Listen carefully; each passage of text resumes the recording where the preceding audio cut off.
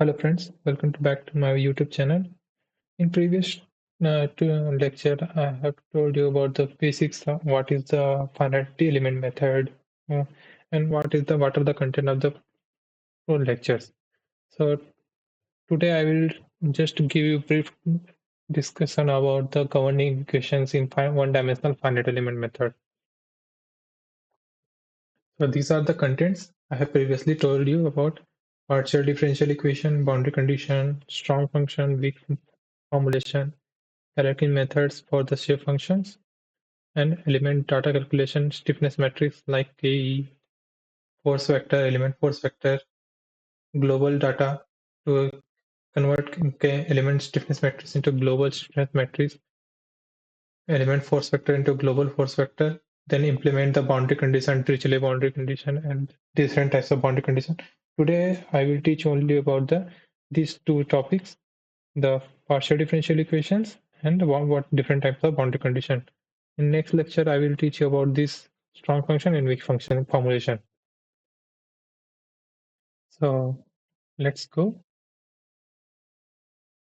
So in thermal engineering, the one-dimensional Poisson's equation is used for that as a partial differential equation as a governing equation, where T is the temperature, K is the electric thermal conductivity, and Q is heat generation.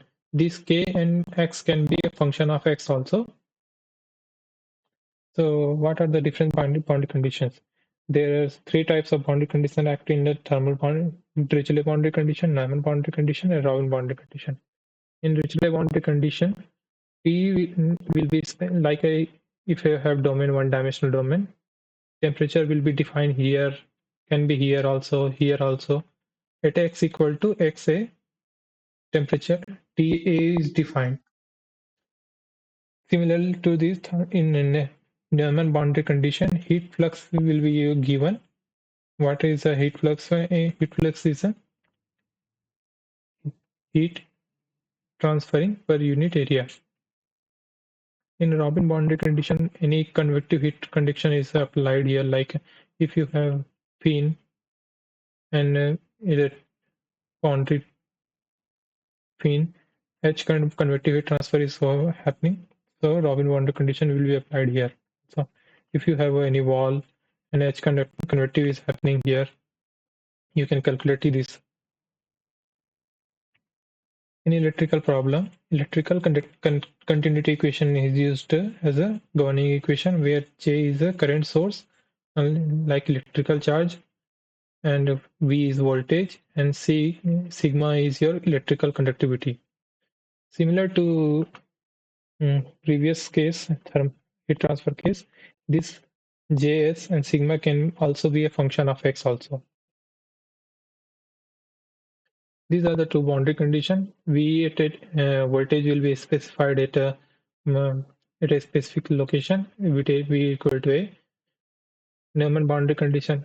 For Neumann boundary condition, current density is used as your current input non-boundary condition.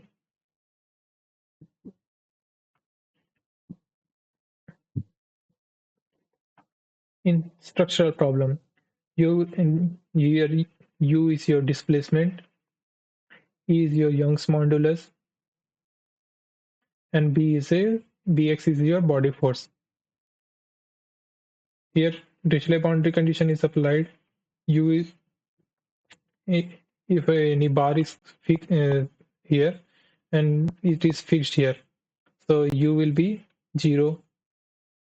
Similar, this is just an example, not always U will be 0.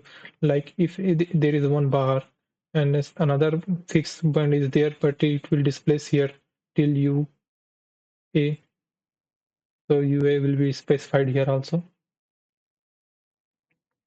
Non-Neumann boundary condition. Any force is acting anytime, any place will taken as a Neumann boundary condition. All governing equation can be written in a generic form. So the generic form can be written is a del by del x, a into del y by del x plus bx equal to 0, where a can be your electrical conductivity, sorry, electrical conductivity sigma in the field of electrical engineering. In the field of thermal engineering, K, thermal conductivity. In the field of structural engineering, your Young's modulus will be your A. What about Y? Y will be voltage for electrical, temperature for the thermal, and displacement U for the structural problem. And B will be current source for the electrical problem, heat source for the electrical problem, for the thermal problem. And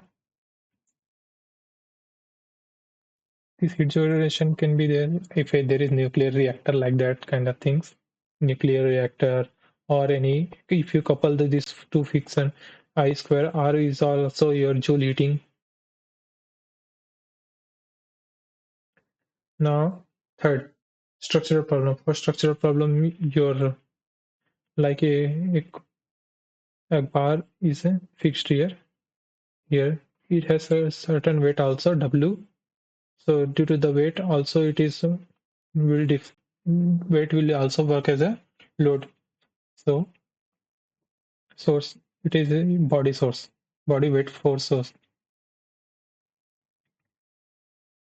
Now the boundary condition can be normalized also. Y equal to y, at x equal to a, y a, and traction force and ay plus c. Robin boundary condition can be written as ay plus c. So that's all for today. Tomorrow I will teach you what is strong function and then what is a weak function, all and finite element method. Thank you.